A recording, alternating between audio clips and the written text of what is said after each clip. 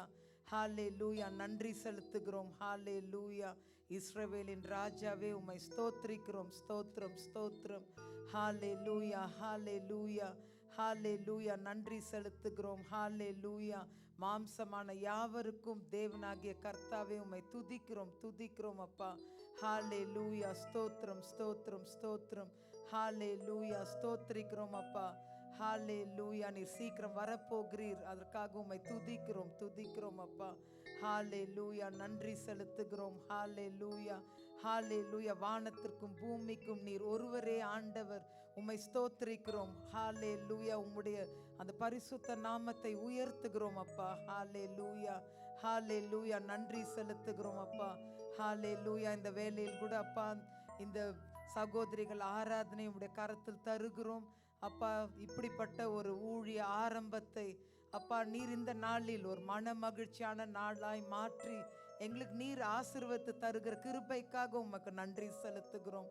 ஹாலே லூயா. பரம குயவனாகிய நீர் அப்பா பல ஆண்டுகளாக எங்களோட சகோதரிகளை அப்பா நீர் உருவாக்குனீரே, அதற்காக நன்றி செலுத்துகிறோம். ஹாலே லூயா, ஹாலே லூயா. உமக்காக ஏறெடுக்க போகிற ஒவ்வொரு பாடல்களுக்காக நன்றி செலுத்துகிறோம் அப்பா. ஆராதனை அப்பா நடத்த போகிற அப்பா சிஸ்டர் ரேச்சல் எட்வின்காக நன்றி செலுத்துகிறோம். ஹாலே லூயா. மகளை அப்பா இவ்வளோ ஆண்டுகளும் நீர் அப்பா எங்களோட சகோதரிகள் மத்தியில் வல்லமையா நீர் பயன்படுத்தின கிருபைக்காக நன்றி செலுத்துகிறோம். ஹாலே லூயா. தொடர்ந்து அப்பா ஒரு விசேஷ அபிஷேகம் அப்பா உம்முடைய மகள் மீது தங்கி இருக்கும்படியாக நாங்கள் ஜெபிக்கிறோம். ஹாலே லூயா, ஹாலே லூயா. உம்முடைய சித்தத்தின்படி அப்பா இந்த சகோதரிகளுடைய ஆராதனை அப்பா நீர் நடத்தி தரும்படியாக ஜெபிக்கிறோம். ஹாலே லூயா.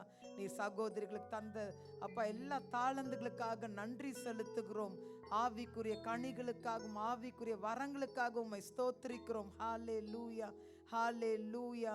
ஆவியானவர் எங்களை அப்பா உம்முடைய சித்தத்தின்படி இந்த ஆராதனையில் நீர் நடத்த போகிறீர், அதுக்காக உம்மை துதிக்கிறோம் அப்பா. ஹாலே லூயா, ஹாலே லூயா. அப்பா உம்முடைய செய்தியை கொண்டு வருகிற அப்பா சகோதரியை நீர் ஆசிர்வதித்து அப்பா அவர்களை கூட அப்பா விசேஷ அபிஷேகத்தால் நிரப்பும்படியாய் ஜெபிக்கிறோம். அவர்களை அப்பா ஒரு கருவியாய் நீர் வல்லமையாய் நீர் இந்த நாளில் பயன்படுத்த போகிறீர், அதுக்காக நன்றி செலுத்துகிறோம். சகோதரியுடைய அப்பா வல்லமையான அந்த ஜெப வாழ்க்கைக்காக நன்றி செலுத்துகிறோம். அவர்களுடைய சாட்சிக்காக நன்றி செலுத்துகிறோம். ஹாலே லூயா, ஹாலே லூயா. அப்பா உமக்காக சிறப்பு பாடலை பாட இருக்கிற அப்பா எங்களுடைய சகோதரிகளை கூட அப்பா நீர் ஆசீர்வதிக்கும்படியாய் ஜெபிக்கிறோம். அவர்களுக்கு தந்த அந்த குரல் வளத்திற்காக நன்றி செலுத்துகிறோம். ஹாலே லூயா. அப்பா அந்த பாடலை கூட நீர் ஏற்றுக்கொள்ளும்படியா நாங்கள் ஜெபிக்கிறோம். ஜெப வேலை உம்முடைய கரத்தில் தருகிறோம் அப்பா. சிஸ்டர் ஹானா மாஸ்லமணி அவர்களை கூட அப்பா நீர் ஆசீர்வதித்து மகளை நீர் அப்பா ஜெப வேலையில் நீர் நடத்தும்படியாய் ஜெபிக்கிறோம். உம்முடைய அபிஷேகம் அப்பா மகள் மீது தங்கி இருக்கிறபடியால் நன்றி செலுத்துகிறோம்.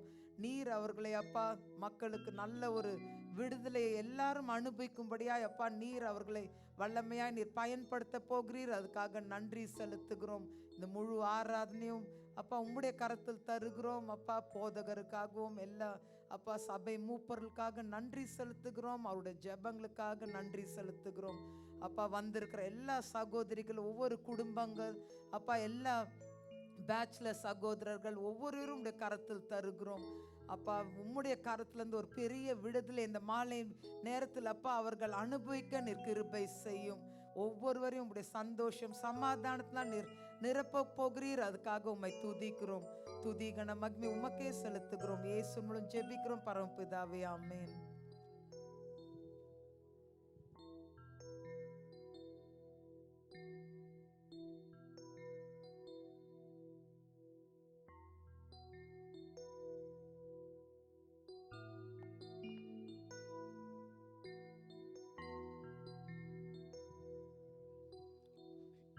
ஹல்லேலூயா, பிரைஸ் தி லார்ட். இப்பொழுதும் நம்முடைய சபையிலே ஒரு புதிய ஆரம்பத்தை கர்த்தர் உண்டு பண்ண சித்தமுள்ளவராயிருக்கிறார். விசுவாசிக்கிறவர்கள் கர்த்தருக்கு நாம் நன்றியை செலுத்துவோம். இந்த புதிய ஆரம்பம் சகோதரிகளினுடைய இந்த ஆராதனைக்கு கர்த்தருடைய ஆவியானவர் சித்தம் கொண்டு இந்த சபையில் அதை துவக்குகிறதற்கு ஒரு உன்னத நோக்கம் இருக்கும். ஆமென். அதை விசுவாசித்து இன்றைய தினத்திலிருந்து அந்த நல்ல இயேசுவோடு நாம் ஒரு நடையை நாம் நடக்க போகிறோம். கர்த்தர் தாமே சகோதரிகளின் எல்லைகளையும் ஊழியங்களையும் கூட ஆசீர்வதித்திருக்கிறார். நம் சபையை கட்டி வருகிறார். ஆமென். அந்த தேவாதி தேவனுக்கு நன்றி செலுத்துவோம். அவர் சிருஷ்டி கர்த்தர். ஆமென். அவர் புதிய புதிய காரியங்களை செய்கிற தேவன். புதிய புதிய பாடல்கள், புதிய புதிய காரியங்கள். ஏனென்றால் அவர் சிருஷ்டி கர்த்தர். அவர் சிருஷ்டிக்கிறவர். அவர் உண்டு பண்ணுகிற தேவன். யோபுவில் இவ்வாறாக நாம் பார்க்கிறோம்.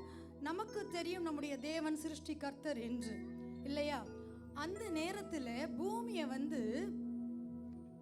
அவர் இந்த ஸ்பேஸ் இப்படி இருக்குல்ல, இந்த ஸ்பேஸ் பூமியே கிடையாது, கரெக்ட்? இந்த ஸ்பேஸ்ல அவர் பூமியை உருவாக்க சித்தம் கொண்டவரா அந்த அளவு நூலை எடுத்து அவர் அதை பிடித்தாராம். பூமியை உருவாக்குவதற்காக அந்த மெஷர்மெண்ட் எடுத்தாராம். அதற்காக அந்த எல்லைகளை அவர் பார்த்தாராம்.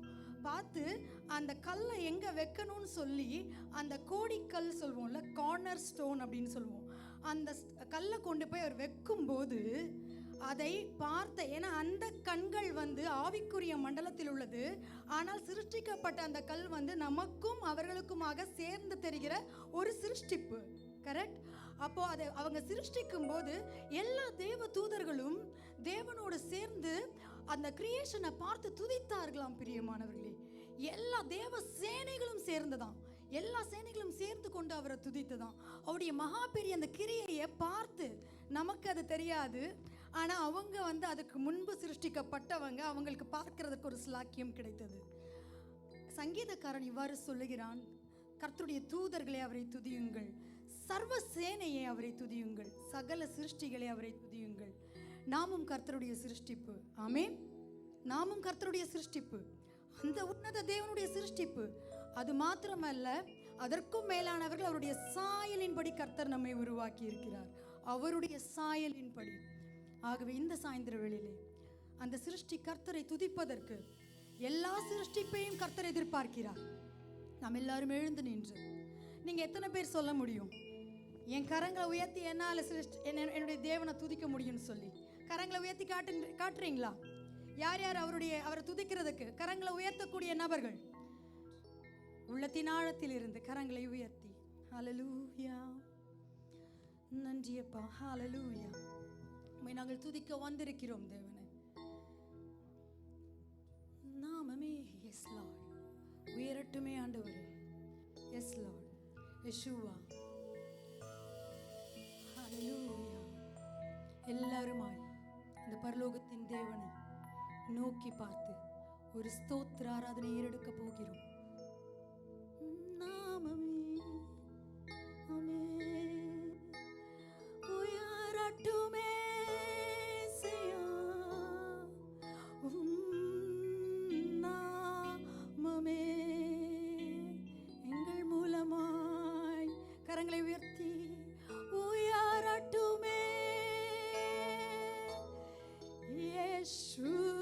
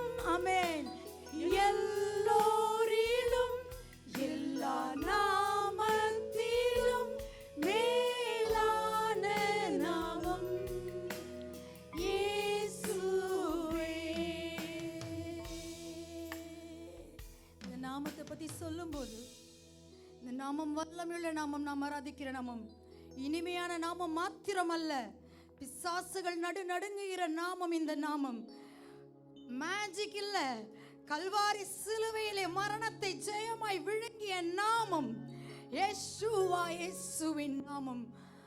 அந்த நாட்களிலே இந்த பரிசுத்தவான்கள் இந்த வேதாகமத்தை எழுதி கொண்டிருந்த அந்த நாட்களிலே ஆவியானவருடைய உதவியோடு அவர்கள் எத்தனையாய் நடுங்கி இருக்கிறார்கள் பிரியமானவர்களே.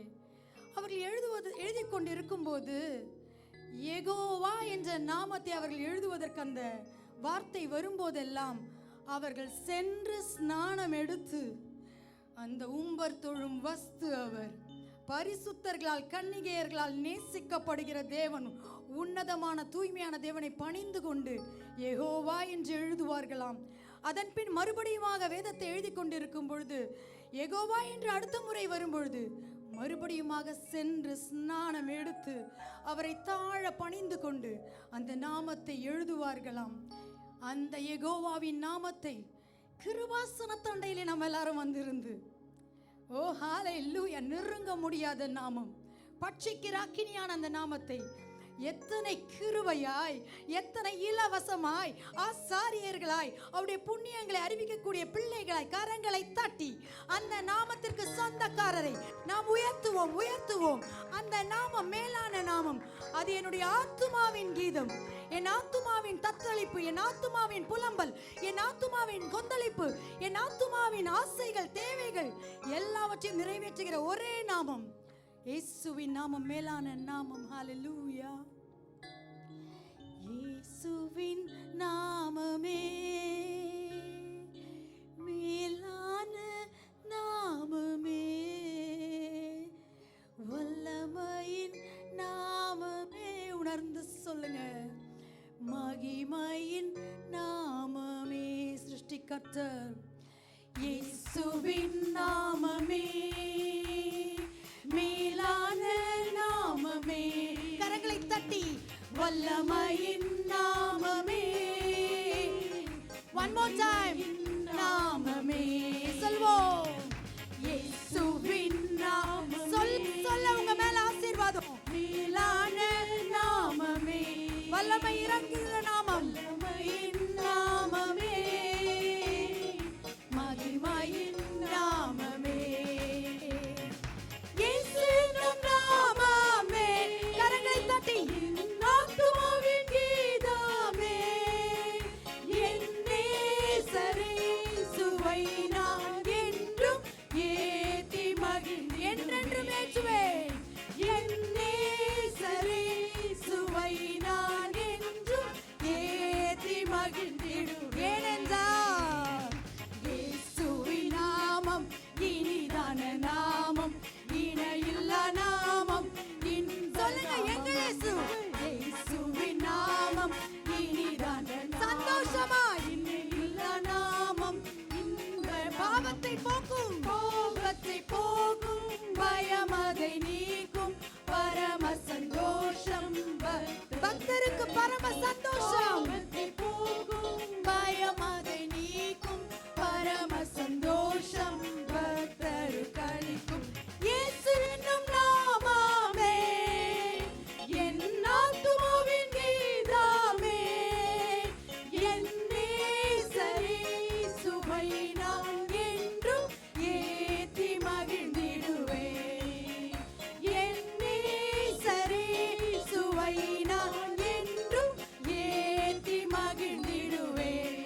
சொல்லுங்க, பரிமள தைலம், பரிமள தைலமாம் இயேசுவின் நாமம், பாருங்கும் வாசனை வீசி. ஒரு பர்ஃப்யூம் அது, பரிமள தைலம். என்னுடைய வாழ்க்கையில் நல்ல நல்ல வாசனை கொண்டு வருகிற நாமம், நாமம் இயேசுவின் நாமம், இனிதான நாமம், இணையில்லா நாமம், இன்ப நாமம், இயேசு என்னும் நாமமே. சொல்லுங்க, என் ஆத்துமாவின் கீதமே, என் நேசரே சுவை நான் என்றும்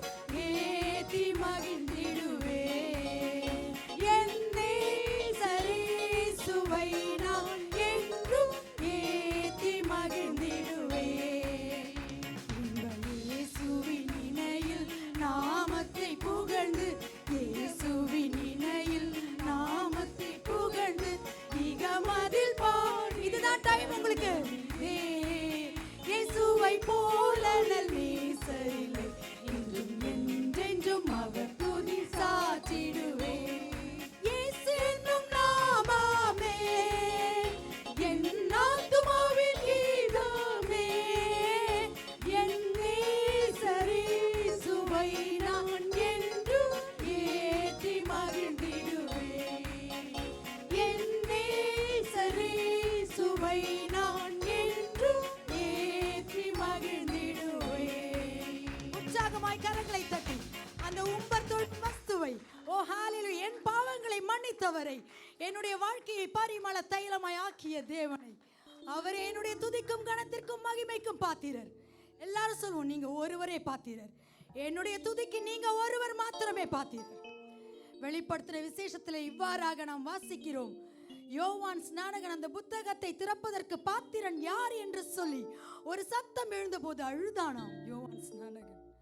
யார் அந்த புத்தகத்தை திறப்பதற்கு பாத்திரவான்? யார் பாத்திரர்?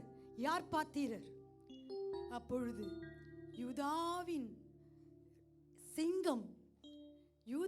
சிங்கம் அடிக்கப்பட்ட ஆட்டுக்குட்டி அந்த இடத்திற்கு கடந்து வந்த பொழுது அந்த புஸ்தகத்தை பெற்றுக்கொள்ள நீர் ஒருவரை பாத்திரர் என்று சொல்லி அத்தனை மூப்பர்களும் பரிசுத்தர்களும் போற்றி போற்றி துதித்தார்களாம். அப்படிப்பட்ட பாத்திரமுடைய தேவன் என்னுடைய துதிக்கு அவரே பாத்திரர். ஆமென். என்னுடைய கணத்திற்கு அவரே பாத்திரர்.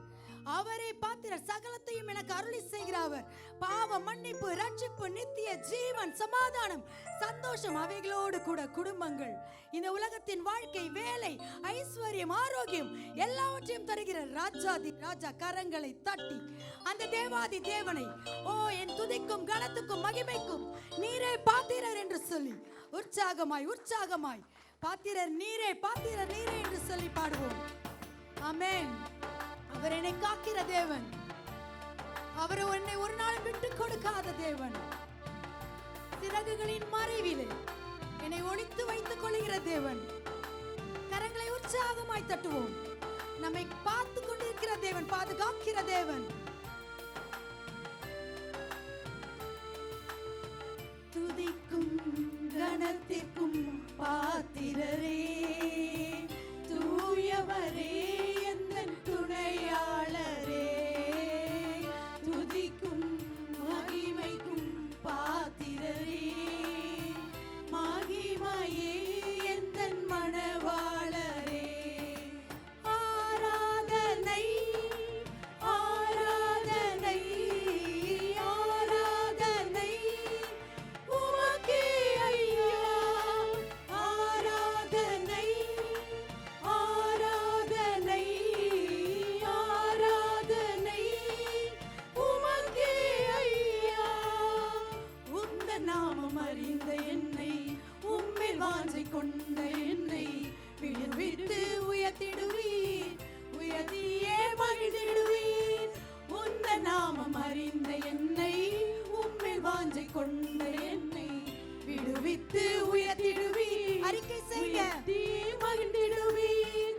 துதிக்கு பாத்திரர் நீர் அல்லவோ, கனத்திற்கு பாத்திரர் நீர் அல்லவோ. ஆமென். துதிக்கு பாத்திரர் நீர் மாத்திரமே ஆண்டவரே. மகிமைக்கு பாத்திரர் நீர் அல்லவோ, நீர் அல்லவோ. ஆராதனை ஆராதனை ஆராதனை உமக்கே ஐயா. சொல்லுங்க, ஆராதனை ஆராதனை ஆராதனை உமக்கே ஐயா. எந்தன் கால்கள் சறுக்கிடும் போது விரைந்து தாங்கும் கிருபை உமது, சிறகுகளே என் அடைக்கலம் அவரே. எந்தன் கால்கள் சறுக்கிடும் போது விரைந்து தாங்கும் கிருபை உமது, சிறகுகளே என் அடைக்கலம் ஐயா. மறைவிடமே எந்தன் தாபரமே, அடைக்கலமே என் ஆதாரமே. மறைவிடமே எந்தன் தாபரமே, அடைக்கலமே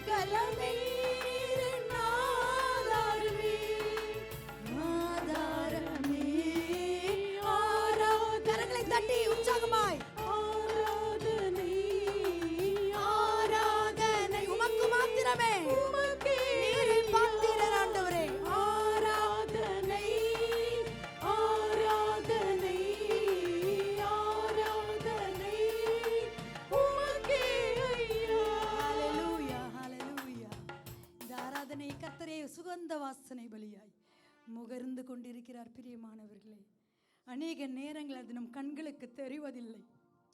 அதனால் தான் நாம் நினைத்து கொண்டிருக்கிறோம், ஏதோ தான் நாம் செய்து கொண்டிருக்கிறோம். அது உண்மை அல்ல. நிற்பதும் நிர்மூலமாகாமல் இருக்கிறதும் இந்த தருணம் வரைக்கும் கிருபை மாத்திரமே. அந்த உயர்ந்த கிருபை, அது வல்லமையுள்ள கிருபை, அது சத்துருவின் இஷ்டத்திற்கு ஒப்பு கொடுக்காத கிருபை. எத்தனை ஈவுகள்! ஹல்லேலூயா, உம்மை துதிக்கிறோம் ஐயா இயேசுவா. எத்தனை கிருபைகள், எத்தனை நல்ல ஈவுகள்! வாய் திறந்து நம்மளால சொல்லி முடியாது பிரியமானவர்களே. ஹல்லேலூயா. இந்த உலகத்திற்கு வருவதற்கு முன்பாக இதெல்லாம் எனக்கு இருக்கணும், மரம் இருக்கணும், கனி இருக்கணும், எனக்கு இது இருக்கணும், அது இருக்கணும், வீடு இருக்கணும், வாசல் இருக்கணும், எதுவுமே தெரியாதுல்ல. ஓ ஹல்லேலூயா.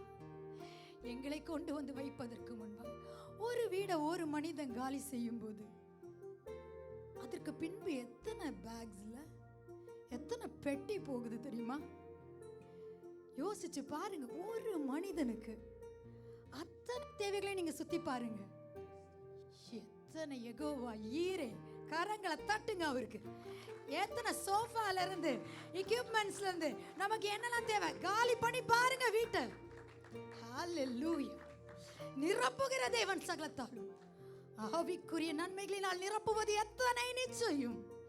ஓ, உண்மையுள்ள தேவனை ஆராதித்துக் கொண்டிருக்கிறோம். நன்மைகளால் நம்மை நிரப்புகிற தேவன். ஹல்லேலூயா. நீ நல்லவர், நம் தேவன் நல்லவர், அவர் நன்மைகளின் நாயகன். Thank you Lord. ஹல்லேலூயா. நன்றி என்று சொல்வோம்.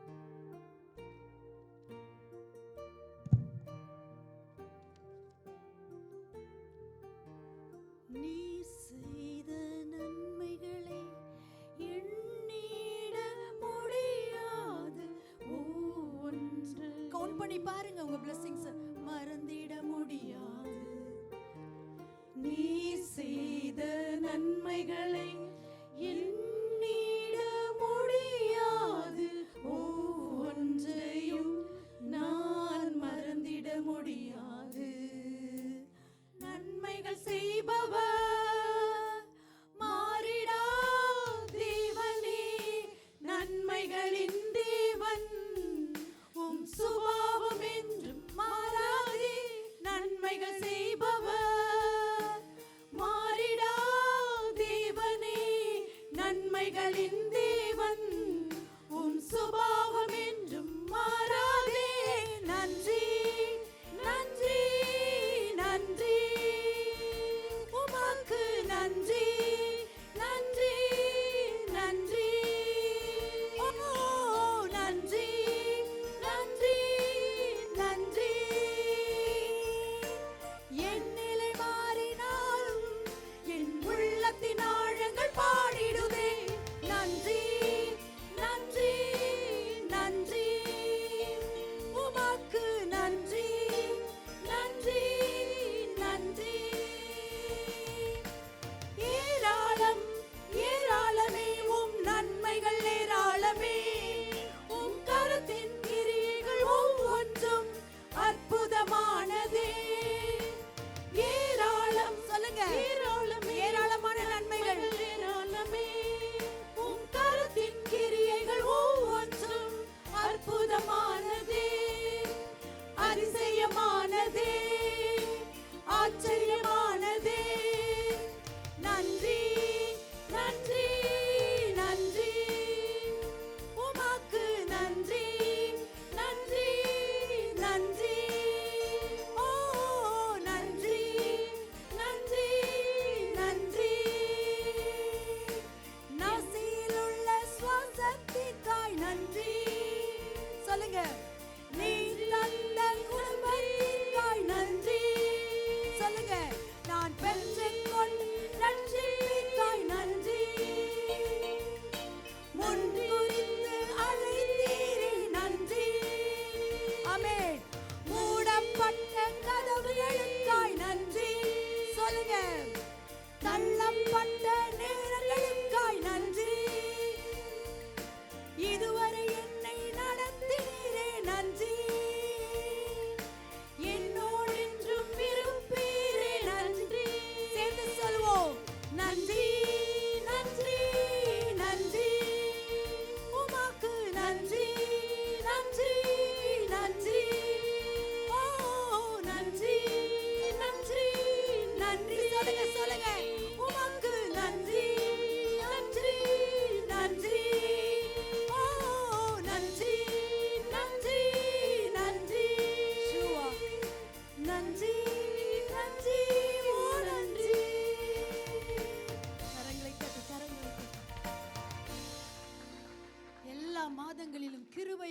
தேங்க்ஸ் கிவிங் சர்வீஸ் இல்லையா, ஒரு 16-17 வருடங்களாக மாதந்தோறும் இதை நடத்துவதற்கு கர்த்தர் சித்தம் கொண்டார்.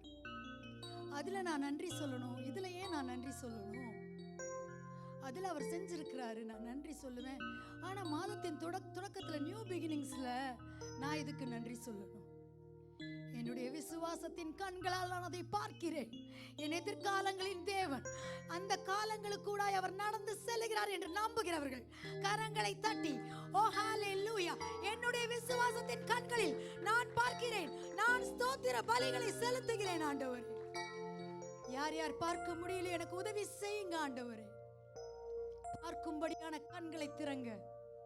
எங்கள் யெகோவா ஈரே தேவன் அமர்ந்த தண்ணீரிலே பசும் புல்வெளியிலே ஓ ஹalleluya, எங்களை கொண்டு போய் சேர்க்கிற தேவன், எங்கள் தலையை உயர்த்துகிற தேவன், தள்ளாடுகிற முழங்கால்களை பலப்படுத்துகிற தேவன், தளர்ந்த கைகளை திடப்படுத்துகிற தேவன்.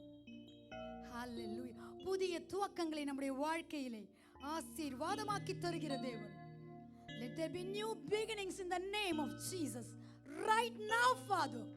We command it, Lord.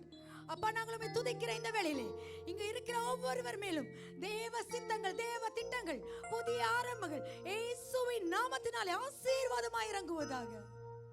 ஹalleluya. சகல துதியும் கனம் மகிமையும் உமக்கே.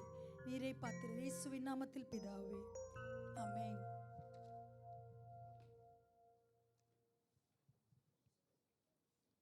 ஹalleluya. Praise the Lord. கர்த்தருக்கு நாங்கள் சகோதரிகள் சார்பிலும் ஒரு ஸ்தோத்திர பலிகளை எல்லார் சார்பிலும் நான் ஏறெடுக்கிறேன். ஏன்னா இதனுடைய பிரயாணம் பெரியது. 2005-4ஆம் ஆண்டில் தொடங்கி அதிலிருந்து இம்மட்டுமாக கர்த்தர் பல நிலைகளில் இதை நடத்தி வந்திருக்கிறார். இங்கு கடந்து சென்ற சகோதரிகளுக்கு அது மிகுந்த ஒரு ஆசீர்வாதமாக கர்த்தர் மாற்றி தந்த கிருபைகளுக்கு நன்றி. நாங்கள் பழைய சர்ச்சில் அதை நாங்கள் நடத்திட்டு இருந்தோம். அப்போ அதிலிருந்து இங்கே புதிய சர்ச்சுக்கு நாங்கள் வரும்போது வியாழக்கிழமையை கேட்டு பெற்றுக்கொண்டோம். சகோதரிகளுக்காக பாஸ்டர் எல்டர்ஸ் எல்லார்கிட்ட இருந்தோம். அதன்படி கரங்களில் கர்த்தர் கடந்து வர கிருபை செய்தார். நம்முடைய பிள்ளைகளுடைய சிறு பிள்ளைகளுடைய இடங்கள் போதாமையின் காரணத்தினால மறுபடியுமாக ஸ்கிரிப்சர் ஸ்கூலில் நம்ம தேர்ஸ்டேக்கு கொண்டு வரும் கர்த்தர் சித்தம் கொண்டார். அதே போல் அடுத்ததாக தெலுங்கு சர்ச் அதை கொடுத்து எங்களுக்கு தேவையான சப்போர்ட் பண்ணாங்க. கர்த்தர் அவர்களை நிறைவாய் ஆசீர்வதிப்பாராக. அந்த ஒரு இட நெருக்கடியின் மத்தியிலும் இன்றைய நாளிலும் கர்த்தர் அநேக இந்த நேரங்களில் எங்களுக்கு இருக்கக்கூடிய பெரிய விஷயம் இது. ஏன்னா இப்படிப்பட்ட ஒரு தருணங்கள் பிள்ளைகளுக்கும் தாய்மார்களுக்கும் இந்த ஊரில் ஒரு பெரிய விஷயம்.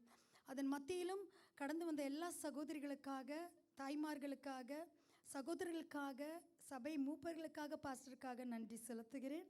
கர்த்தருடைய நாமம் மகிமைப்படுவதாக. இப்பொழுதும் நம் மத்தியில் எல்ரோய் சகோதரியோட சார்பில் சகோதரிகள் இவ்வளவு நேரம் நாம் துதித்தோம், அவங்க எப்படி வர்ணிக்கிறதுன்னு சொல்லி அவங்க யோசித்து அவர்கள் தேவனை உயர்த்துவதற்காக வருகிறார்கள்.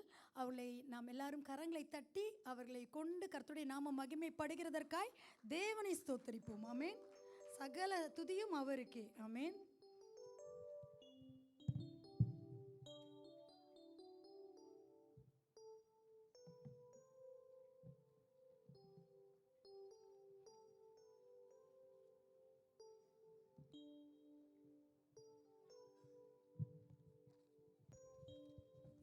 ஹல்லேலூயா, ஹல்லேலூயா. உற்சாகமா சொல்வோமா? ஹல்லேலூயா. சங்கீதம் 7:17 இப்படியாய் சொல்லியிருக்கிறது, உன்னதமான கர்த்தருடைய நாமத்தை கீர்த்தனம் பண்ணுவேன் என்று சொல்லி அவருடைய நாமத்தை உயர்த்தி சபையாய் நம்ம அவரை துதித்து அவருடைய நாமத்தை உயர்த்த இருக்கிறோம். ஹல்லேலூயா. எல்லாரும் கரங்களை தட்டி அவருடைய நாமத்தை சொல்ல சொல்ல என் உள்ளம் மகிழ்தையா என்ற பாடலை உற்சாகமாய் பாடலாம்.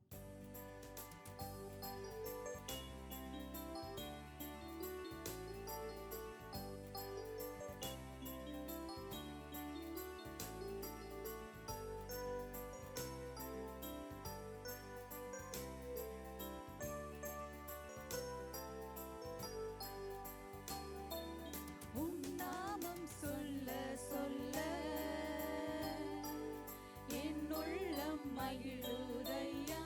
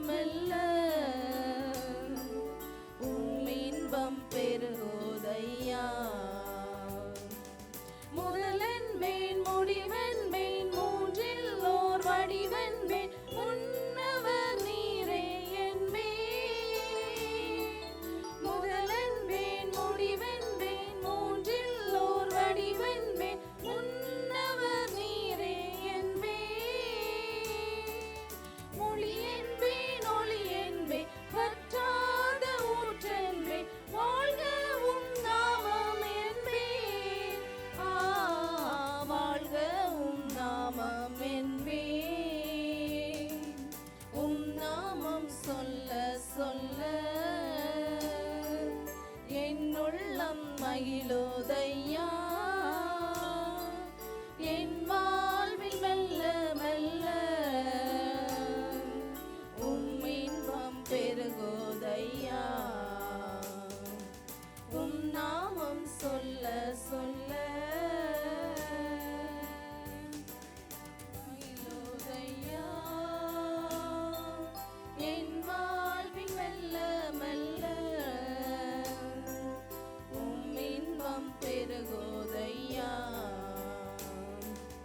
உம் நாமம் சொல்ல சொல்ல.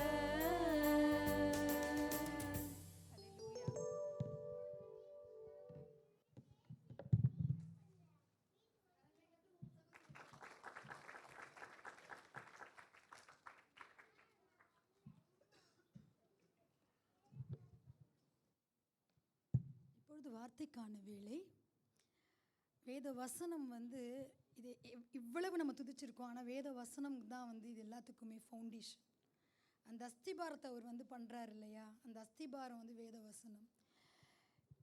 அதற்கு முன்பதாக ஒரு விஷயம், ஏன் இந்த சர்வீஸ்க்கு வந்து நியூ பிகினிங்ஸ், எதனால இந்த பெயர் அப்போ நான் சொன்ன மாதிரி தேங்க்ஸ் கிவிங், நன்றி செலுத்தணும் ஆண்டவருக்கு. அது ரொம்ப வேதத்தின் அடிப்படையான உபதேசம். கரெக்ட், அது ரொம்ப அடிப்படையான ஒரு உபதேசம். எல்லாருடைய இருதயமும் நன்றியில் நிறைஞ்சிருக்கணும்.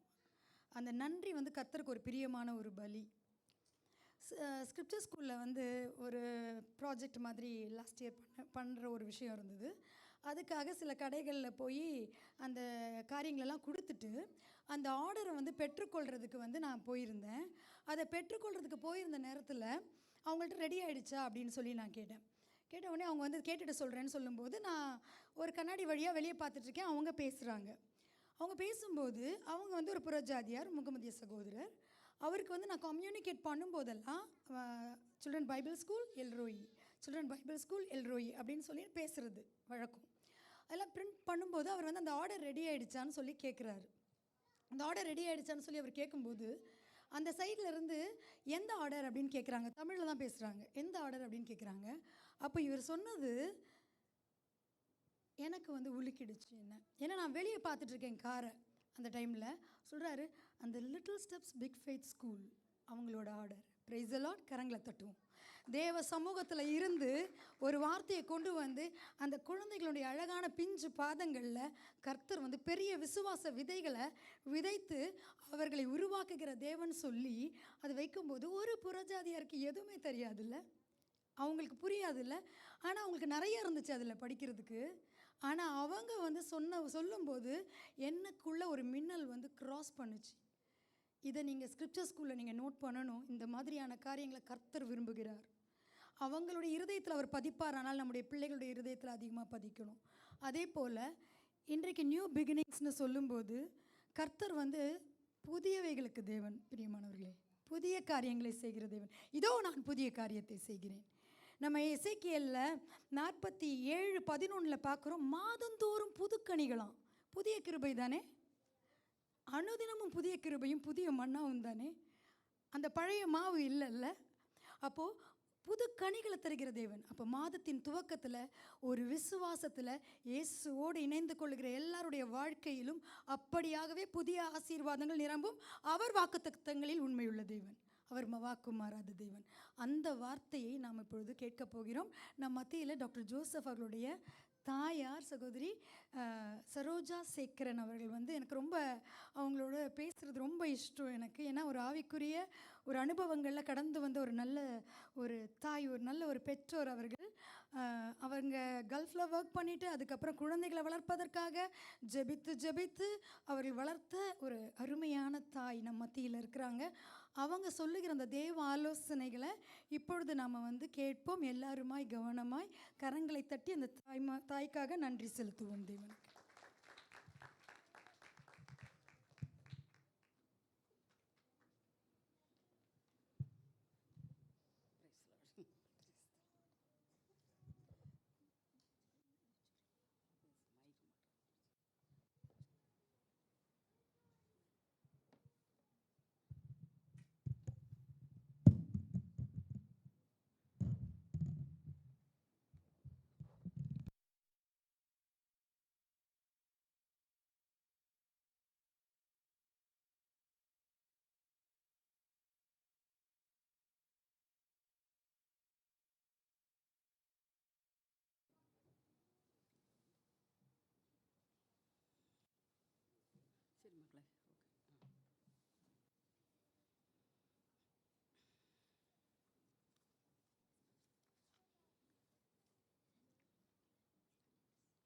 கர்த்தருடைய பரிசுத்த நாமத்துக்கு மகிமை உண்டாவதாக.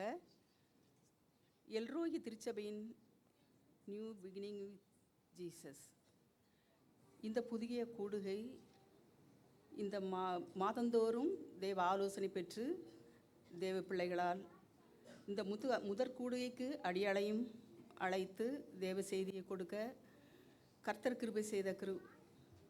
கிருபை செய்தார். அதற்காக அவருக்கு நன்றியுள்ள இருதயத்தோடு ஸ்தோத்திரம் செலுத்துகிறேன். இங்கு வந்திருக்கிற அனைத்து தேவ ஜனங்களும் அவருடைய ஆசீர்வாதத்தை பெற்று கடந்து செல்லும்படியாக நான் அவர்களை இயேசுவின் நாமத்தினால் வாழ்த்துதல் கூறுகிறேன். இப்பொழுது நாம் ஜெபம் செய்வோம். தலையை தாழ்த்தி ஜெபம் செய்வோம். இரக்கமுள்ள தேவனே, இந்த கூடுகைக்கு நீர் எங்களை அழைத்து வந்தீரப்பா, அதற்காக உமக்கு நன்றி செலுத்துகிறோம். இங்கே வந்திருக்கிற அனைத்து தேவ பிள்ளைகளுக்கும் வேண்டிய மன்னாவை நீங்கள் கொடுத்து அவர்களை ஆசீர்வாதத்தோடு அனுப்ப வேண்டும் என்று கெஞ்சுகிறேன். அடியாளுடைய வாயின் வார்த்தைகளும் இருதயத்தின் தியானமும் உடைய சமூகத்தில் பிரதியாக இருப்பதாக இயேசுவின் மூலம் ஜெபங்களும் பிதாவே, ஆமென்.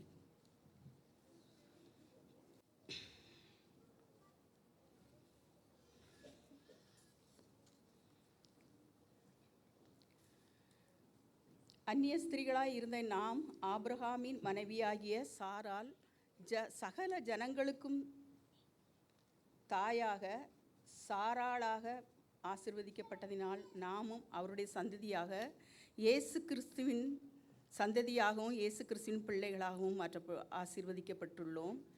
இந்த ஸ்லாக்கியம் ஆபிரகாமுக்கு கொடுத்த வாக்குத்தத்தம் நிறைவேறும்படி இயேசுவின் இரத்தத்தால் நமக்கு கிடைத்தது. ஆபிரகாமின் சந்ததியாக தெரிந்து கொள்ளப்பட்டு ஆசீர்வதிக்கப்பட்டிருக்கிற நாம் கிறிஸ்து இயேசுவால் பிரகாசிக்கப்பட்டும் இருக்கிறோம். கிறிஸ்து இயேசுவால் பிரகாசிக்கப்பட்டு நாம் வெளிச்சத்தின் பிள்ளைகளாய் மாற்றப்பட்டிருக்கிறோம்.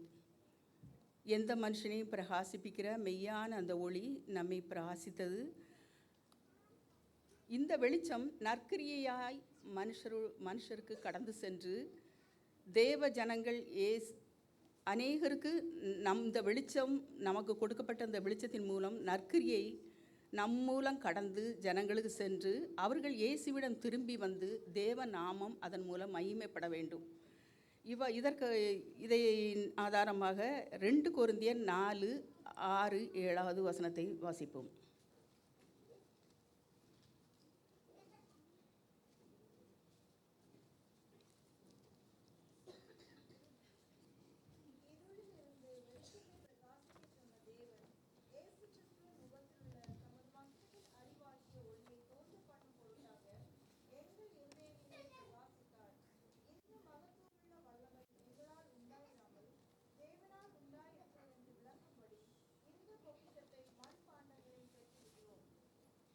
இயேசுவின் முகத்திலுள்ள மகிமையின் அறிவாகிய ஒளியை தேவ நம் இருதயத்தில் பிரகாசிக்க பண்ணியது. அவருடைய மகத்துவமான வல்லமையை இந்த மண்பாண்டத்தில் நமக்கு தந்திருக்கிறார்.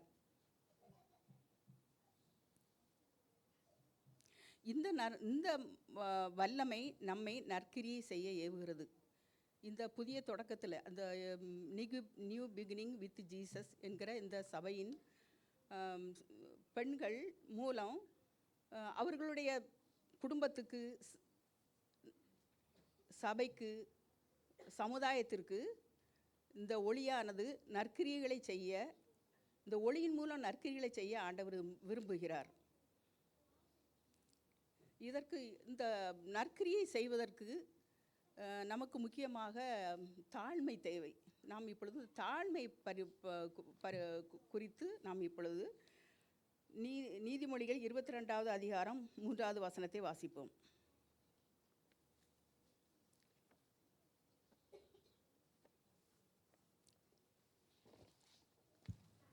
விவேகி ஆபத்தை கண்டு மறைந்து கொள்கிறான், பேதைகள் நெடுக போய் தண்டிக்கப்படுகிறார்கள்.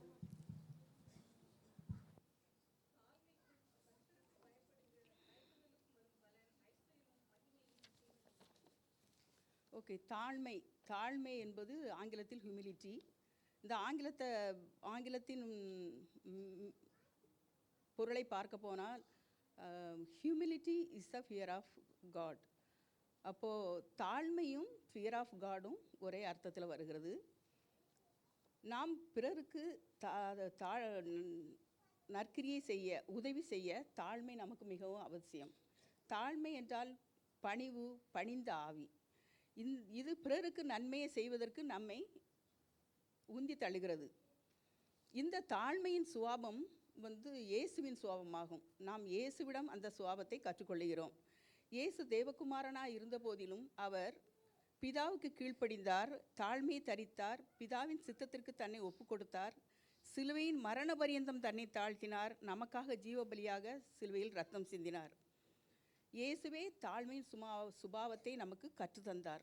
நாம் எவ்வாறு இந்த தாழ்மையின் சுபாவத்தை நாம் நடைமுறையில் காட்ட முடியும்? கிறிஸ்துவுக்குள் நாம் வேரூன்றி அவருக்குள் வளர வேண்டும். ஏன்னா இது அவருடைய சுபாவமானதால் நாம் கிறிஸ்துவுக்குள் வேரூன்றி வளரும்போது அந்த சுபாவம் நமக்குள்ளே வருகிறது. வேதத்தை தியானித்து அதை சார்ந்து நாம் வாழும்போது, அந்த வேதத்தின் வசனத்தின்படி வாழும்போது அந்த தாழ்மையானது நம்மளை பற்றிக்கொள்கிறது. மேலும் ஆண்டவரை நம்மோடு பேசுகிறார். நீ எந்தெந்த சுபாவங்கள் நம்மிடத்தில் இருக்கணுமோ, எந்த காரியத்தை தாழ்மை வரக்கூடாத சுபாவங்கள் காரியங்களை எல்லாவற்றையும் நம்மளை விட்டு அகற்றுகிறார். எது நம்மிடத்தில் சேர்க்கப்படணுமோ அந்த சுபாவங்களை நம்மை சேர்க்கிறார்.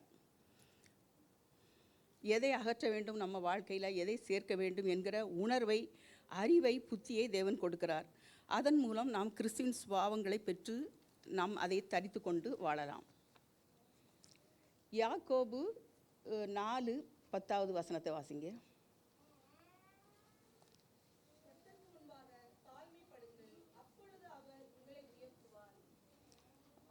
நாம் கர்த்தருக்கு முன்பாக தாழ்மைப்படும்போது தாழ்மையின் ஆசீர்வாதம் உயர்வு.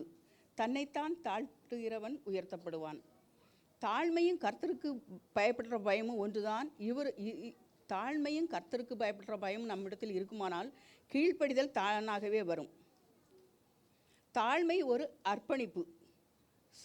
தாழ்மை நம்மிடம் இருந்தால் கீழ்ப்படுகிற தன்மை, அர்ப்பணிப்பு வருகிறது. இதனால் ஒரு ஸ்திரீ தன் குடும்பத்தில் தன் கணவனுக்கு கீழ்ப்படிய முடிகிறது. அவள் தன் குடும்பத்தை நேசித்து அந்த குடும்பத்தை ஆசீர்வாதமாக அவளால் மாற்ற முடியும். தாழ்மையுள்ளவர்களுக்கு தேவன் கிருபை கொடுக்கிறார். யாக்கோபு 4வது அதிகாரம் 6வது வசனம். அவர் அதிகமான கிருபையை அளிக்கிறாரே, ஆதலால் தேவன் பெருமையுள்ளவர்களுக்கு எதிர்த்து நிற்கிறார், தாழ்மை உள்ளவர்களுக்கோ கிருபை அளிக்கிறார் என்று சொல்லி இருக்கிறது. தாழ்மையுள்ளவர்களுக்கு கிருபை கிடைக்கிறது. இந்த கிருபை ஜீவனிலும் மேலானது. இது எக்காலத்துக்கும் போதுமானது. இந்த கிருபை இருந்தால் நமக்கு நம்முடைய வாழ்க்கையில் எதையும் தாங்க, எதையும் செய்ய, சூழ்நிலைகளில் நாம் ஞானமாய் நடக்கும்படியாய் கர்த்தர் அந்த கிருபை நம்மளை காக்கிறது. இது நம் குடும்பத்தை நிர்மூலமாகாமல் காக்கிறது. கிருபை நம்மோடு இருக்குமானால் நாம் நிர்மூலமாகாதது அவருடைய சுத்த கிருபைன்னு நம்ம வாசிக்கிறோம். அதுபோல் நம்மை நிர்மூலமாக்காமல் இந்த கிருபை நம்மையும் நம்ம குடும்பத்தையும் காக்கிறது. இது ஒரு காலைதோறும் நமக்கு அது ஒரு புதிய கிருபை நமக்கு தினம் கிடைக்குது. அவ்வாறு நாம் காலைதோறும் புதிய கிருபை பெற்றுக்கொள்வோமானால் அன்றைய தினத்தை கிருபையுடன் நம் கழிக்கிறதுக்கு நமக்கு அது உதவி செய்கிறது.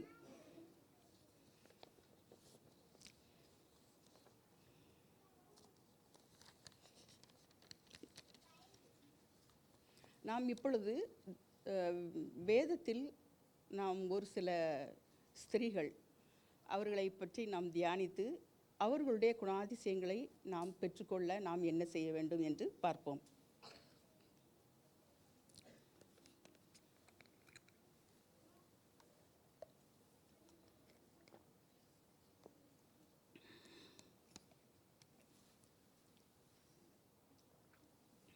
முதலாவது நாம் மரியாளை பற்றி பார்ப்போம். லூக்கா எழுதின சுவிசேஷம் 1வது அதிகாரம் 28வது வசனம்.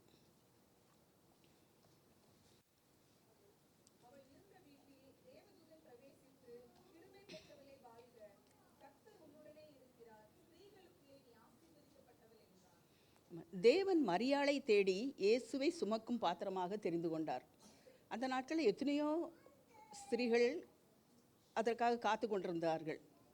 ஆனால் மரியாள் அதற்கு ஏற்றவள் என்று எண்ணி மரியாளை அந்த கர்த்தரை சுமக்கும் பாத்திரமாக தெரிந்து கொண்டாள்.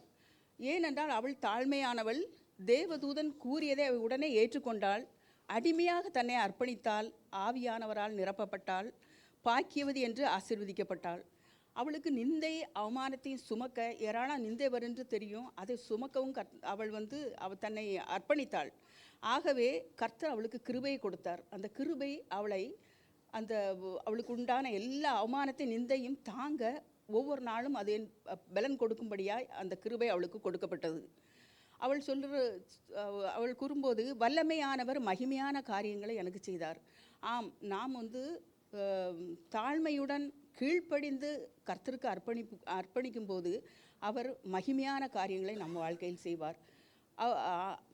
ஆவியானவர் அவளை ஆட்கொண்டு அபிஷேகித்தார். அந்த ஆவியானவர் பலன் கொடுக்கிறார். இப்படிப்பட்ட சூழ்நிலைகளை அவள் தாங்கி செல்லும்படியாய் அவளிலிருந்து மகிமையான காரியங்கள், இயற்கைக்கும் அப்பாற்பட்ட காரியங்கள் நடக்கும்படியாய் ஆவியானவர் உதவி செய்வார். அன்பான பிள்ளைகளை, இந்த நாட்களில் நாம் எவ்வாறு அந்த மரியாளுடைய சுபாவத்தை பெற்றுக்கொள்ளணும், நம்மிடத்தில் தாழ்மை உண்டா என்று நம்ம ஒவ்வொருவரும் நம்மளை சோதித்து பார்க்கணும். நம்ம எந்த விதத்தில் தாழ்மையோடு நாம் கீழ்ப்படிதல் இருக்கும்போது நம்மளுக்கு அர்ப்பணிப்பு தானாகவே வரும். நம் குடும்பத்தை ரட்சிக்கும்படியாய் அவர்களுக்கு நம் சபையில் உள்ள மக்களுக்கு நாம் உதவி செய்து அவர்களை தேவனுக்கு ஏற்ற வழியில் நடத்தும்படியாய் நாம் சுவிசேஷத்தை சுமப்பதற்காக இந்த தாழ்மை நமக்கு வேண்டும். நாம் நம்மை அர்ப்பணித்து ஆண்டவரிடம் கீழ்ப்படிந்து நடந்தால் ஆண்டவரே நம்மை ஆவியின் அபிஷேகத்தினால் நிரப்புவார். அந்த ஆதி அப்போஸ்தலர் காலத்தில் அவர்கள் அபிஷேகத்தினால் நிரப்பப்பட்ட பின் அவர்களுக்குள் தைரியம் வந்தது, பேதையர்களும் சுவிசேஷத்தை அறிவித்தார்கள், சபைகள் வளர்ந்தது. அதுபோல் இந்த நாட்களில் நம்ம தாழ்மையுடன் ஆண்டவரிடத்தில் அர்ப்பணிக்கும் போது உன்னத ஆவியினால் அவர் நிரப்பி நமக்கு பலன் தருவார். அதன் மூலம் நம் அநேகரை கிறிஸ்துவண்டையில் சேர்க்கலாம்.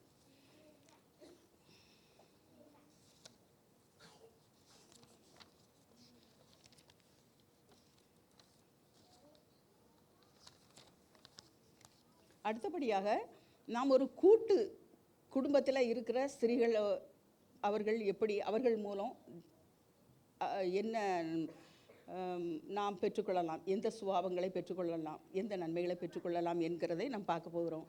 இது அன்னாள் புருஷன் பேர் எல்கானா.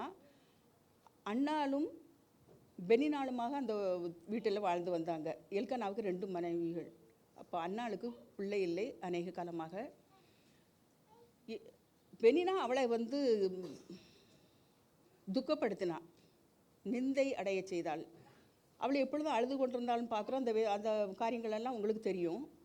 பல வருஷங்களாக ஒவ்வொரு வருஷமும் அவர்கள் சீலோவில் உள்ள ஆலயத்துக்கு கடந்து செல்வார்கள். எப்பொழுதும் இவன் அழுதுகிட்டே இருப்பாள்.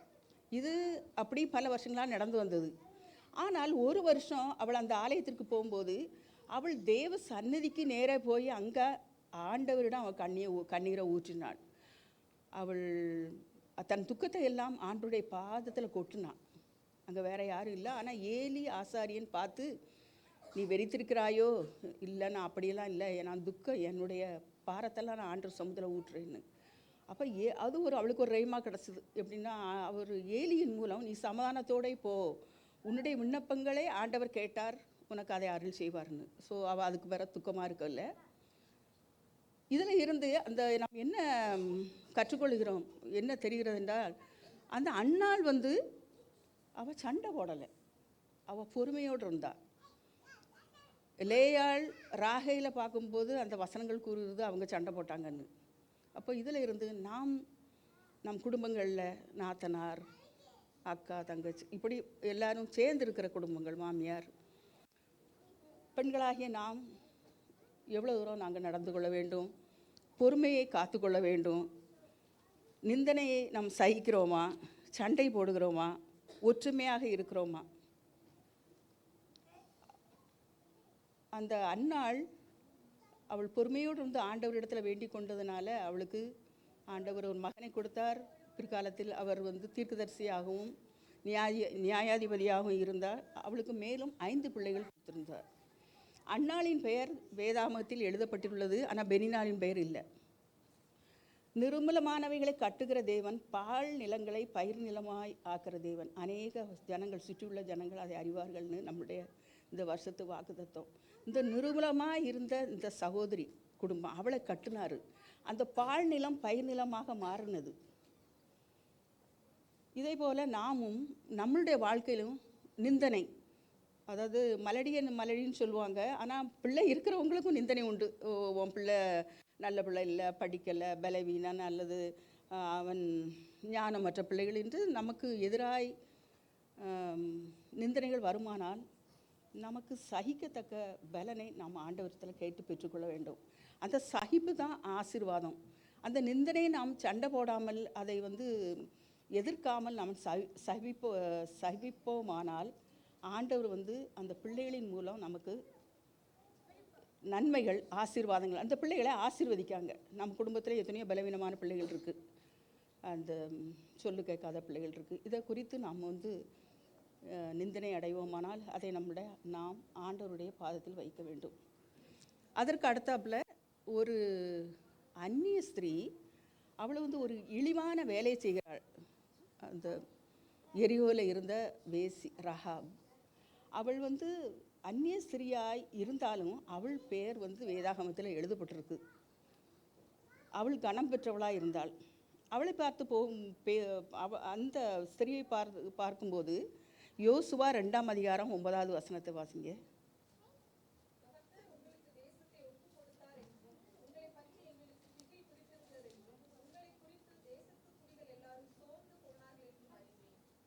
அவள் வந்து ஒரு பாசிட்டிவ் கன்ஃபெஷன் கொடுத்தா, நற்செய்தி. அதாவது அந்த எரிகோ பட்டணம் பிடிக்கப்படுறதுக்கு முன்னாலே 2 வேவுகாரர்களை யோசுவா அங்கே வேவு பார்க்க அனுப்பும்போது அவர்களை இவ ஏற்றுக்கொண்டா. வந்தவுடனே சொல்கிறா, அவளுக்கு தெரியும் இவர்கள் யார், இவர்கள் வணங்குகிற தேவன் யார், அவர் எப்படிப்பட்டவர். அவள் எரிகோவில் தான் இருக்கிறா, ஆனாலும் அவரை பற்றி அறிஞ்சிருக்கா. ஓ, நாங்கள் வந்து உங்கள் தேசத்தை உங்கள் கையில் ஆண்டவர் ஒப்பு கொடுத்துட்டாரு, எங்களுக்கு தெரியும், நீங்கள் செங்கடலை பிளந்து வரும்போது ஆண்டவர் உங்களுக்கு செய்ததெல்லாம் நாங்கள் அறிஞ்சோம், நாங்கள் திகில் பிடிச்சு போனோம், எங்கள் இருதயம் கரைந்து போயிற்று, நாங்கள் தைரியமற்றவர்களாக போனோம். மேலும் 2ஆவது அதிகாரம் 11வது வசனத்தை வாசிங்க. கேள்விப்பட்ட போது எங்கள் இருதயம் கரைந்து போயிற்று, உங்களாலே எல்லாருடைய தைரியமும் அற்று போயிற்று, உங்கள் தேவனாகிய கர்த்தரே உயர வானத்திலும் கீழே பூமியிலும் தேவனானவர். ஓ, இப்படியாக அவள் வந்து சாட்சி சொல்கிறாள். அவள் ஆண்டவரை அறிந்திருந்ததுனால ஆண்டவரை பற்றி மேன்மைப்படுத்தி பேசினாள். மேலும் அந்த தூதர்கள் போல அவர்களை உபசரித்து அவர்களை பாதுகாத்து அவர்களை பத்திரமாய் அனுப்பினாள்.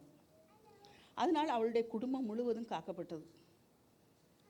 அந்த ராகாப் சல்மோனை திருமணம் செய்து போவாசை பெற்றாள் என்று இவள் ஒரு கனம் பெற்ற ஸ்திரியாய்.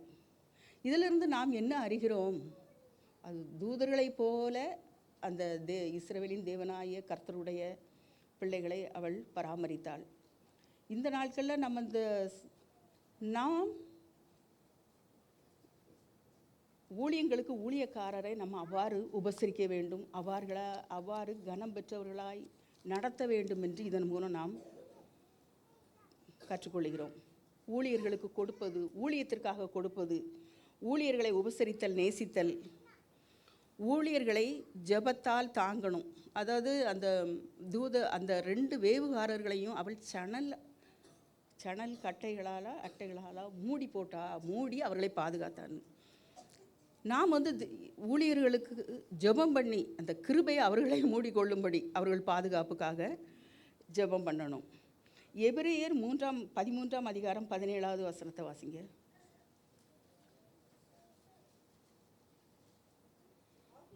நாம் அவருடைய நிந்தையை சுமந்து பாளையத்துக்கு புறம்பே அவரிடத்துக்கு புறப்பட்டு போக கடவோம். 11:31. விசுவாசத்தினாலே ராகாப் என்னும் வேசி வேவுக்காரரை சமாதானத்தோடு ஏற்றுக்கொண்டு கீழ்ப்படியாதவர்களோடே கூட சேதமாகாதிருந்தாள்.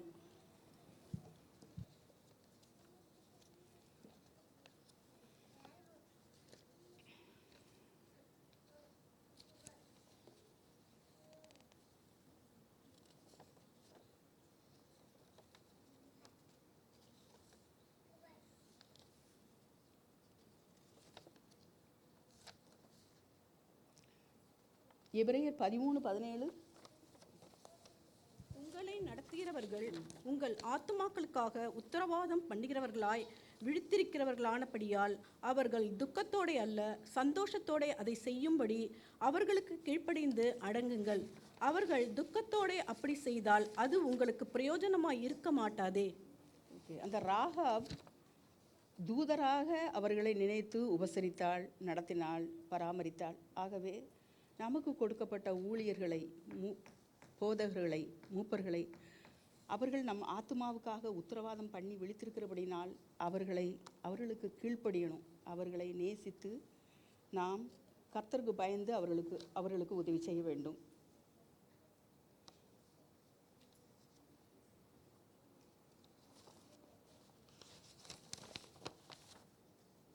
மேலும் நம் ஆதி அப்போஸ்தலர் காலத்தில் பார்க்க போகும்போது பிரிசில்லா, ஆக்கில்லா, ஃபெபேயா, லீதியாள் இவர்கள் ஊழியத்துக்காக உதவி செய்தார்கள். அவ்வாறு நாமும் இந்த நாட்களில் ஊழியத்துக்காக நம் வீட்டை திறந்து கொடுக்கறது, நம்ம ஊழியத்துக்காக நாம் உதவி செய்வது, அதை ஏற்று நடத்துவது கர்த்தர் விரும்புகிற ஒரு நல்ல காரியமாகும். அதன் பின் ஒரு மாமியார் மருமகள் வாழுகிற அந்த சூழ்நிலையை குறித்து நகோமி, ரூத் அதை பற்றி பேச வேண்டும் என்று விரும்புகிறேன். அப்பத்தின் வீட்டிலிருந்து நகோமி மோவாப் தேசத்துக்கு போனான். அப்பத்தின் வீட்டிலிருந்து மோவாப் தேசத்துக்கு போகக்கூடாது, ஆனால் அவள் போனான். அங்கு அவள் தன்னுடைய புருஷனையும் 2 பிள்ளைகளையும் இழந்தாள். அந்த 2 மருமகளையும் அவளோடு கூட இருந்தாங்க. அவள் திரும்ப அப்பம் நம் தேசத்தில் ஆண்டவர் ஆகாரம் கொடுக்கிறார் என்று திரும்பவும் அவள் பெத்லகேமுக்கு போகணும் என்று புறப்பட்ட போது 2 மருமக்களும் நான் உங்கள் கூட தான் வருவோம் அப்படின்ட்டாங்க. எப்படியோ ஓர்பாள் திரும்பி போனால் ரூத்தி பற்றி கொள்ளுகிறாள். அது ஏன் அந்த மருமக அந்த மாமியார் கூட வரணும்னு அவள் ஏன் ஆசைப்பட்டா? பொதுவாக உலகத்தில் அப்படி நடக்காது.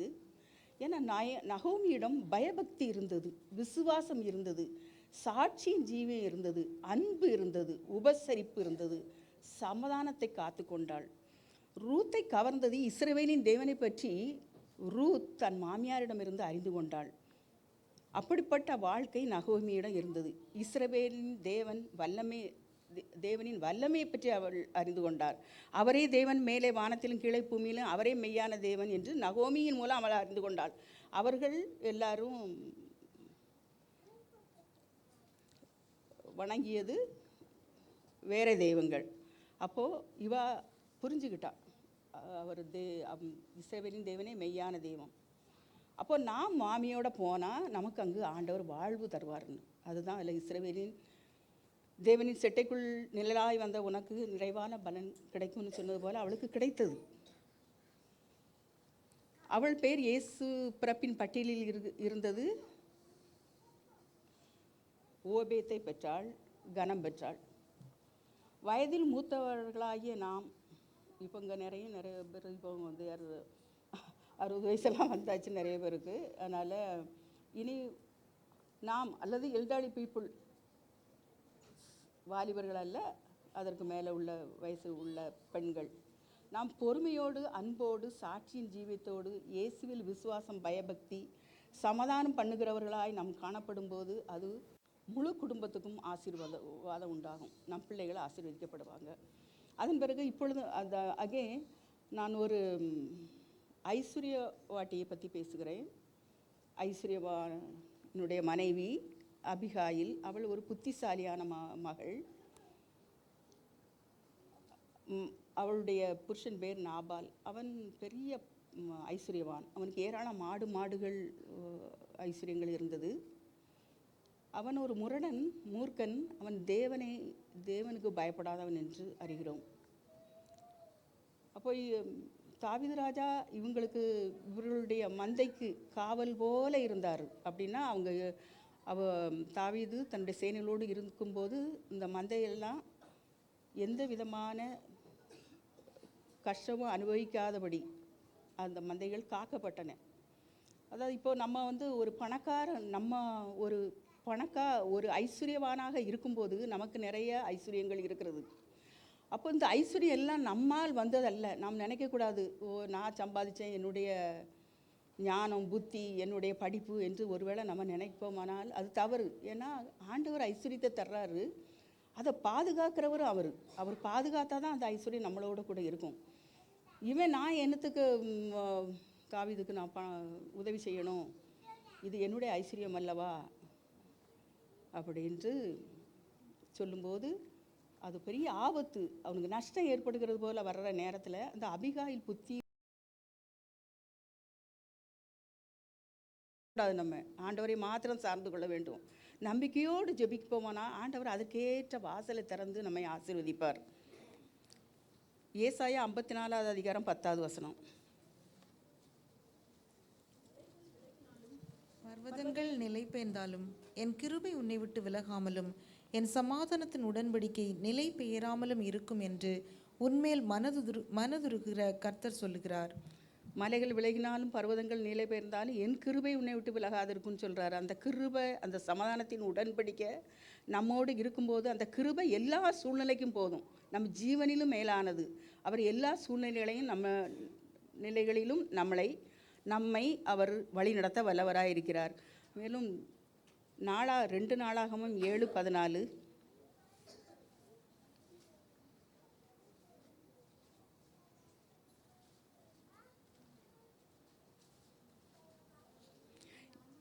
நாமம் தரிக்கப்பட்ட என் ஜனங்கள் தங்களை தாழ்த்தி ஜெபம் பண்ணி என் முகத்தை தேடி தங்கள் பொல்லாத வழிகளை விட்டு திரும்பினால் அப்பொழுது பரலோகத்தில் இருக்கிற நான் கேட்டு அவர்கள் பாவத்தை மன்னித்து அவர்கள் தேசத்துக்கு சேமத்தை கொடுப்பேன்.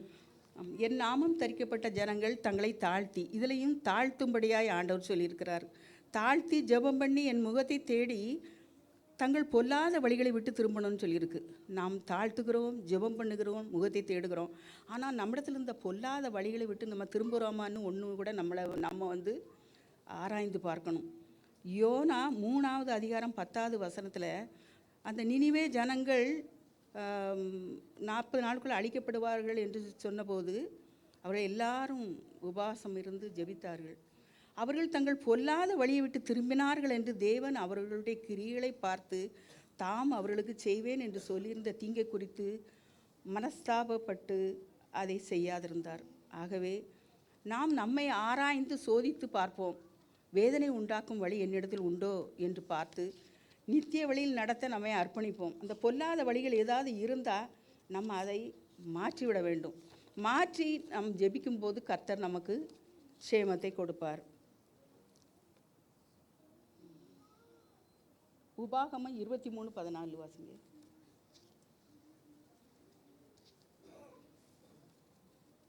உன் தேவனாய கர்த்தர் உன்னை ரட்சிக்கவும் உன் சத்துருக்களை உன் கையில் ஒப்புவிக்கவும் உன் பாளையத்துக்குள்ளே உலாவிக் கொண்டிருக்கிறார். ஆகையால் அவர் உன்னிடத்தில் உள்ள அசுசியான காரியத்தை கண்டு உன்னை விட்டு போகாதபடி பாளையம் சுத்தமாக இருக்கிற கடவுது.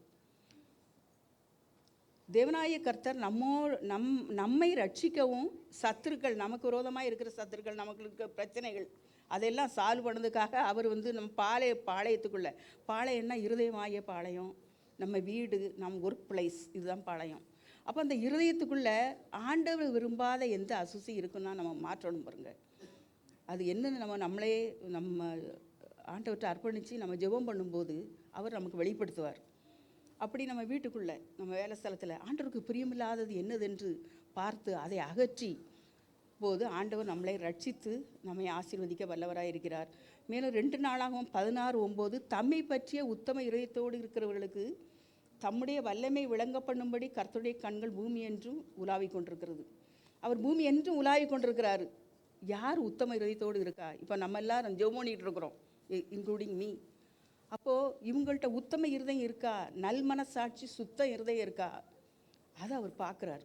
அப்படி நம்மகிட்ட இருக்குமானால் நிச்சயமாக அவர் நம்மை ஆசீர்வதிக்க வல்லவராக இருக்கிறார்.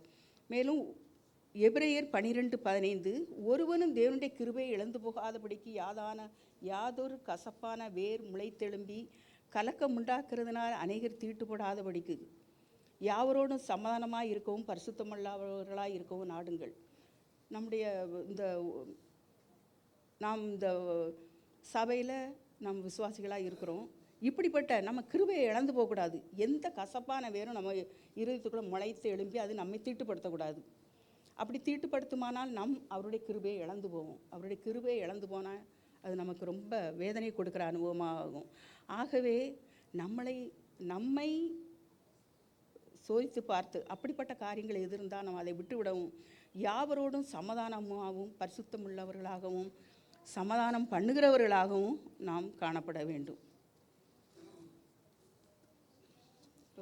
அகெயின் தாவீதை பற்றி ஒரு சில வார்த்தைகள். அவன் கிருபையை அதிகமாய் சார்ந்து கொண்டான், கிருபையில் நடந்தான்.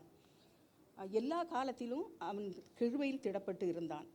அவன் ஜீவனுக்கு உரியவளை நோக்காட்டாலும் கிருபைக்காக அவன் காத்திருந்தான். அதனால கர்த்தர் அவனை அந்த ஆடு மேய்த்தவனாக இருந்தவனை அரியணைக்கு கொண்டு போனார். அவனுடைய முடிவு மிகவும் சமீபமாக இருந்தது, சமாதானமாக இருந்தது.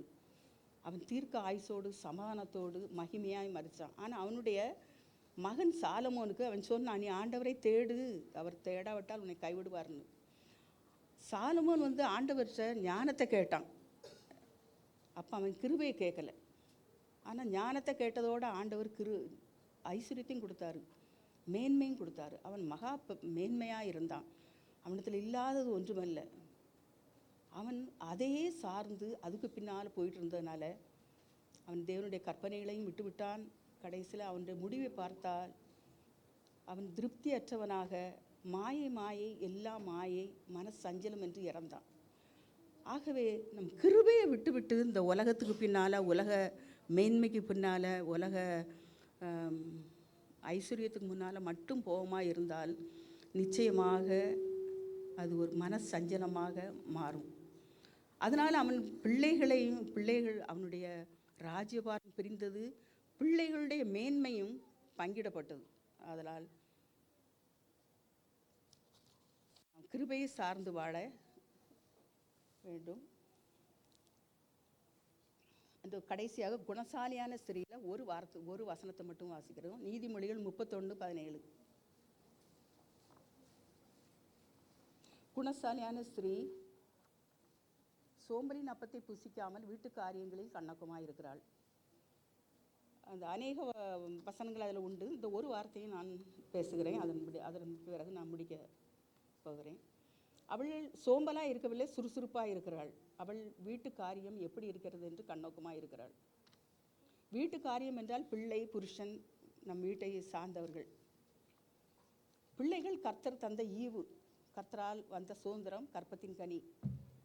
நம்மிடம் ஆண்டவர் பிள்ளைகளை கொடுத்தது நீ எனக்குன்னு வளர்த்துரு. அப்போ நம்ம ஒரு பரிசுத்த சந்ததியாய், ஒரு பயபக்தி உள்ள பிள்ளைகளாய் நாம் வளர்க்க கடமைப்பட்டவர்கள். இந்த தற்காலம் எல்லாம் பிஸி, எல்லாருக்கும் வேலை இருக்குது, அதனால் டைம் கிடையாது, அது உண்மைதான். ஆனால் புத்தியுள்ள ஸ்திரீ ஒரு வீட்டை கட்டுகிறாள். பிள்ளைகளை வளர்ப்பது 2 பேருக்கும் பொறுப்பாக இருந்தாலும் நாம் பிள்ளைகளுக்கு வேதத்தை வாசிக்க, ஜெபிக்க நாம் நேரத்தை தேடிக்கொண்டு அவர்களுக்கு கொடுப்பதன் மூலம் அவர்கள் கர்த்தரை அறிந்து கொள்வார்கள். வெளிப்படுத்தின விசேஷம் 1ஆம் அதிகாரம் 3வது வசனம் வாசிங்க.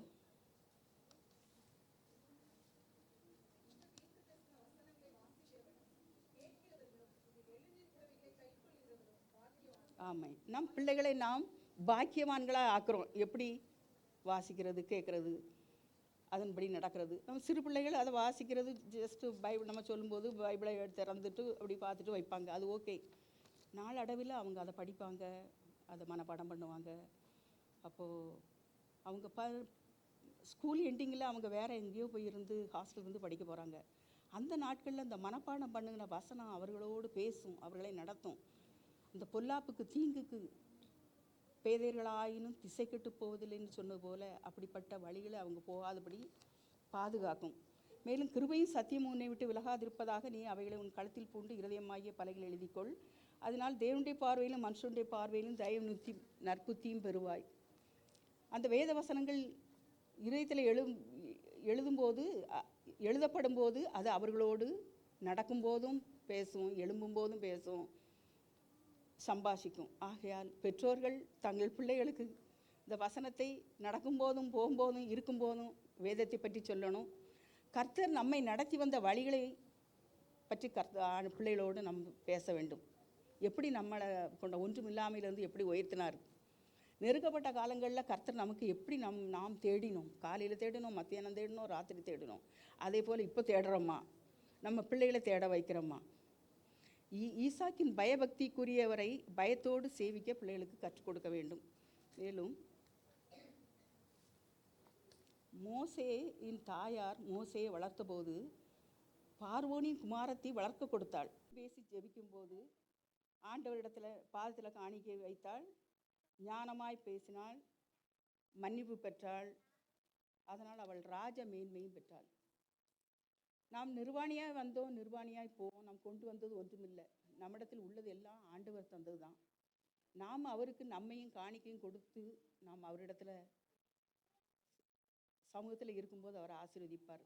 147 சங்கீதம் 12, 13, 14 வாசிங்க. தமக்கு பயந்து தமது கிருபைக்கு காத்திருக்கிறவர்கள் மேல் கர்த்தர் பிரியமாயிருக்கிறார். எருசலேமே கர்த்தரை ஸ்தோத்தரி, சீயோனே உன் தேவனை துதி. அவர் உன் வாசல்களின் தாழ்பாள்களை பலப்படுத்தி உன்னிடத்தில் உள்ள உன் பிள்ளைகளை ஆசீர்வதிக்கிறார். அவர் உன் எல்லைகளை சமாதானம் உள்ளவைகளாக்கி உச்சிதமான கோதுமையினால் உன்னை திருப்தியாக்குகிறார். எருசலேமே சீயோனே கர்த்தரை துதி. எருசலேம் சீயோன் என்றால் ரட்சிக்கப்பட்ட நாம் தான். ஆண்டவர் நாம் ஆண்டவரை துதிக்கும் போது ஆண்டவர் இறங்கி வருகிறார். அதாவது ஜெபம் பண்ணும்போது, அவரை நோக்கி ஜெபம் பண்ணும்போது அவர் பரலோகத்திலிருந்து ஜெபத்தை கேட்கிறார், பதில் தருகிறார். ஆனால் துதித்து மகிமைப்படுத்தி ஆராதிக்கும் போது அந்த துதிகளின் மத்தியில் வாசம் பண்ணுகிற கர்த்தர் நம்ம வீட்டுக்குள்ளே இறங்கி வர்றாரு. அவர் என்ன சொல்லப்படுகிறது? அவர் உன் தாழ்பாள்களை பலப்படுத்தி உன்னிடத்தில் உள்ள உன் பிள்ளைகளை ஆசீர்வதிக்கிறார். அப்போது சத்துரு நம் வீட்டுக்குள்ளே வராதபடி தாழ்பாள்கள் பலப்படுத்தப்படுகிறது. நம் பிள்ளைகளை ஆசீர்வதிக்கிறார். மேலும் உச்சிதமான கோதுமையினால் திருப்தியாக்குறார். எல்லைகளை சமாதானம் உள்ளவைகளாக ஆக்குகிறார். ஆகவே நாம் ஆண்டவரை துதித்து அவருக்கு நம்மை அர்ப்பணிக்கணும். அப்பொழுது நாமும் நம் பிள்ளைகளும் காக்கப்படுவோம். இங்கு நம்முடைய சகோதரர்கள் அநேகர் வந்திருக்கிறாங்க. அப்போது அவர்களுக்காக சொல்ல வேண்டிய காரியங்கள், குடும்பமெல்லாம் இந்தியாவில் இருக்குது, பிள்ளைகள் இந்தியாவில் இருக்கிறாங்க. குடும்பத்தை விட்டுட்டு இங்கே தனியாக அவர்கள் வேலை செய்கிறாங்க. நிறைய சேலஞ்ச் இருக்குது. வேலை, சம்பளம், ஐடி கார்டு கிடைக்கல, ஒர்க் பெர்மிட் கிடைக்கல, விசா கிடைக்கல, அல்லது மாறணும், ஹெல்த் ப்ராப்ளம், தேசத்தின் பாதுகாப்பு குறித்த நிலைமை, வீட்டில் உள்ள பிள்ளைகளுக்கு பண தேவை, படிப்பு, மேல் படிப்பு, திருமணம், வேலை, வீடு, கடன், இப்படிப்பட்ட பாரத்தினால அவங்க மாத்திரம் இல்லை, எல்லாருக்கும் இப்படி தான். இந்த உலகத்தில் யாருமே நிறைவுள்ளவர்கள் அல்ல, எல்லாரும் குறைவுள்ளவர்கள். எல்லாருக்கும் இப்படி பாரங்கள் இருக்கிறது. தூரதேசத்தில் படிக்கும் பிள்ளைகளின் படிப்பு, எதிர்காலம், திருமணம் என்ன ஆகும், திருமண வயதில் இருக்கிற பிள்ளைகளுக்கு எப்பொழுது வரன் கிடைக்கும் என்கிற நிறைய காரியங்களை குறித்து நம்ம ஒவ்வொருவரும் நாம் வருத்தப்பட்டு ஆண்டவரிடத்தில் வந்திருக்கிறோம். வருத்தப்பட்டு பாரம் சுமைக்கிறவர்களே எல்லாரும் என்னிடத்தில் வாருங்கள், நான் உங்களுக்கு இளைப்பாறுதல் தருவேன் என்கிற ஆண்டவரிடத்தில் நம்மை ஒப்புவிக்க வேண்டும். மேலும் எரேமியா 33:3 வாசிங்க.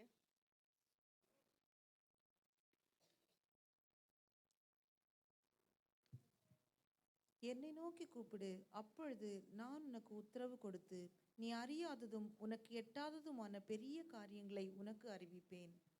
என்னை நோக்கி கூப்பிடு. நாம் அவரை நோக்கி கூப்பிடும்போது நமக்கு தெரியாது, நம்ம இவ்வளோ ப்ராப்ளத்தில் இருக்கோம், அது எப்படி சால்வ் ஆகும். அவர் நமக்கு நாம் அறியாத வழியில் அவர் நடத்தி தெரியாத பாதைகளில் கொண்டு போய் அவர் நம்மளை விடுவிக்கிறார்.